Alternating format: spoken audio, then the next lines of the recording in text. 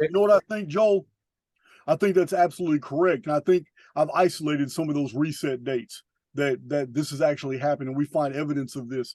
But I also believe that something happened in 2020 where they were expecting to be able to do something and reality did not reciprocate. Major plans were laid out. They put all their eggs in the baskets. They fired out of every single barrel and they were trying to accomplish something epic. And it started in 2020 with what you already know what we're talking about. Yep. But something, again, remember, I believe that there's a hidden benefactor force that is operating within and without the construct. My channel, like you, I talk about it all the time, that the world would be much darker than it is right now if we didn't have hidden benefactors. I don't care. I know people can let their imaginations run wild. I don't care. You can call them like the movie does, the Adjustment Bureau. Call them whatever you want. But I believe that there are entities that can travel in and out of this holo field, and they're not enemies of humanity. Not like those who are trapped inside the field, living in the underworld. These are something else, and they're helping us.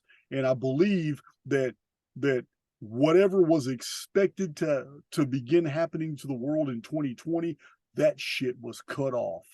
But it didn't start as fast and go as hard as they wanted to. They met with too much resistance, and that resistance just built and got bigger and bigger and bigger. And that resistance turned into political factionism, and people were taking sides. And that resistance turned into spiritual factionism, where people who were Christian were saying one thing and siding with the other. And listen, it created a bunch of divisiveness, which was all by design. But within 2 years, the whole plan started backfiring. And I think another major event that was totally unanticipated by the people that designed all this was Putin invading Ukraine. I believe that was a domino no one saw was going to fall. And it totally changed the entire holography of all the events. It shifted every single reality tunnel. Wow. And created so much chaos that they have not yet been able to recover. And even now, you see this power structure weakening everywhere as more and more nationalists and conservatives are taking over their countries. And now we're finding out, the media was real big on talking about, oh, no red wave happened and all that. But that was the media building up an expectation that was way higher than what that was realistic. So when this voting all happened in the United States and there was no red wave, well, all the media basically did was make fun of something they created in the mind. But there actually was. Look what happened to Fetterman. Dude lost his mind. He's brain dead now. Look what's going on with Arizona. That woman's about to get taken down from a lawsuit. Many of the liberals who won is now being exposed as being total farces, but it was all necessary to create all this. So when this process was over, it would look like conservatives hadn't really won anything at all. But when you count all the seats everywhere, it looks like conservatives won just about everything. And that 2024 is going to look like a totally different United States as 2020. Absolutely different. And I believe that's going to spread like wildfire throughout the rest of the world. So 2020 was something that was like a hammer. Humanity is the anvil, the elite are the hammer, and it was over in 2020 according to them. They laid the plans out. Like I said, they fired with all barrels. Every single intrigue and conspiracy was unleashed at once, but there was resistance, and it didn't come from humans. It came from a benefactor. It's the only thing that makes sense to me, because the world just changed in 2020, and it was weird how it happened.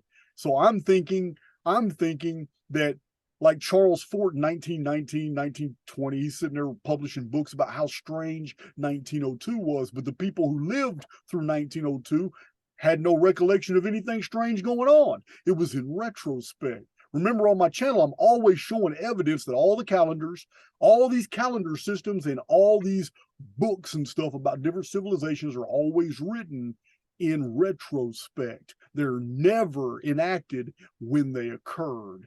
It's almost as if the program is making things up way after the events they depict. It's like you and I doing a collaboration 20 years from now about and calling it authoritative on the Civil War, on the war between the states. 20 years from now, me and you are going to get together and we're going to write a whole thesis about why the war between the states really happened. And that's with no source materials that exist between the war and 20 years from now. This is what we get from the historical record all the time. Huge lacunas in history where no books exist. Then all of a sudden there's huge libraries. Yeah. Wow. And then those libraries get taken out, scattered, some, diffused, whatever. But yeah, it's I don't mean to entertain all these different tangents, but there is nothing normal about the world we live in. Because if it was, there would be none of these mysteries. There would be no mystery to history. We'd already know it. There's too many people every generation that are recording historical events, and they have interest in things like I do, chronology. We would have never lost the history of the world. Therefore, there must be many histories unfolding. So we have all these different nations, and they all interested in preserving their cultural and traditional integrities and all that. And yet we find artifacts and ooparts all the time of cultures that we have no documented evidence whatsoever existed, but we have these artifacts. And then we have traditions of lost civilizations that are so detail specific that we know that a people should have lived there and there, but there's nothing in archaeology that can comport with what the traditions are conveying. So we have all these genuine mysteries about our world that do not make sense upon scrutiny, unless Castaneda's right. And we're living in a many worlds construct, a construct that can actually phase whole populations in and out of different reality tunnels without them having any evidence of it until they start researching things in retrospect.